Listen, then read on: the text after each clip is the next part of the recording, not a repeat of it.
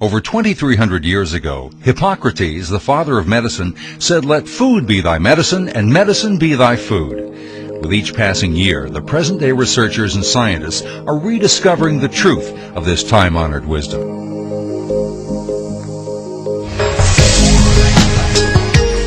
Welcome to the Whole Food Pharmacy, where eating healthy just got easier.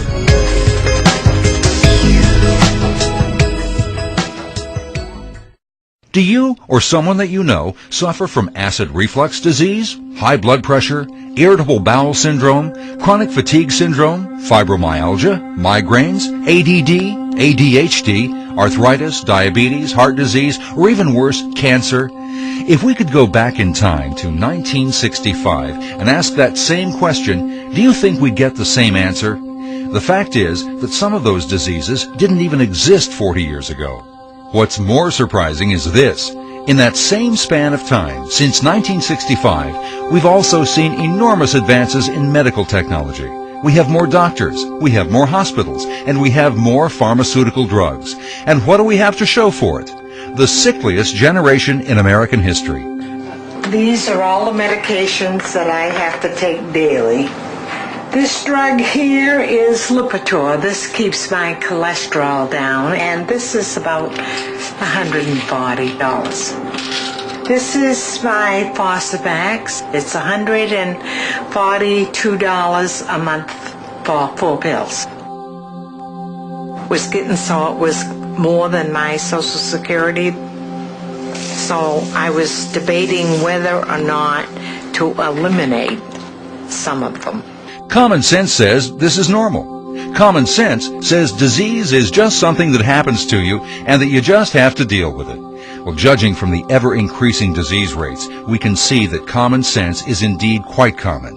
Uncommon sense, on the other hand, is rooted in the intellect. It has the ability to see the bigger picture and to recognize the truth. The processed food industry spends $33 billion per year to convince us and our children that it's normal to eat sugar-laden foods, junk foods, fast foods, and processed foods which typically contain high fructose corn syrup, hydrogenated oils, and trans fats. $33 billion is a lot of money, and advertising works. The processed food and fat food industries are serving it up. Americans are gulping it down, and widespread obesity and chronic disease is the result. From there, the masses are driven into the waiting hands of the highly profitable pharmaceutical industry. We have first and second grade children who are already showing signs of high blood pressure and high cholesterol. Even at that young age, they're being groomed to become lifelong customers of the drug companies.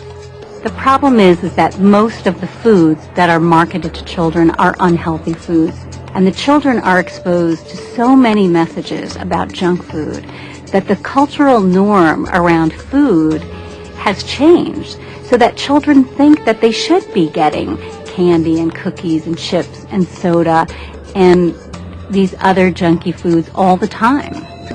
Our children eat so badly nowadays that a quarter of elementary school-age children already have high blood pressure, high cholesterol, or some other risk factor for heart disease.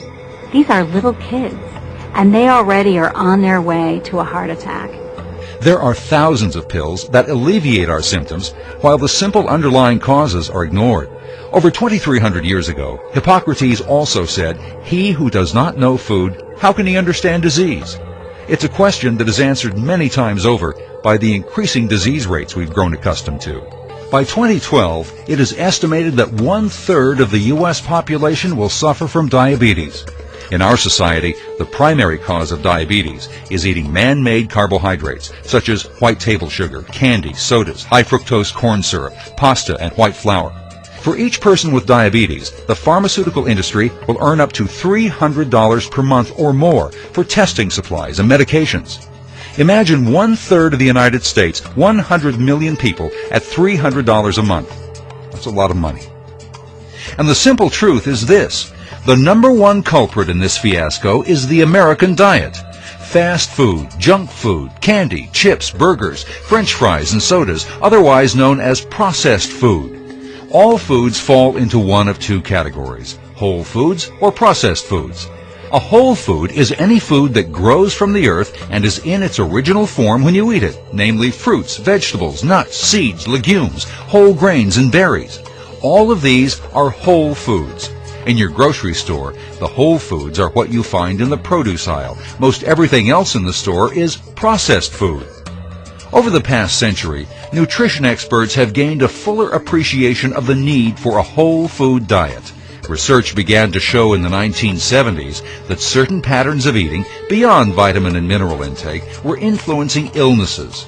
By the 1980s, they found that populations that ate more fruits, vegetables, and high-fiber foods experienced lower rates of cancer, heart disease, and diabetes.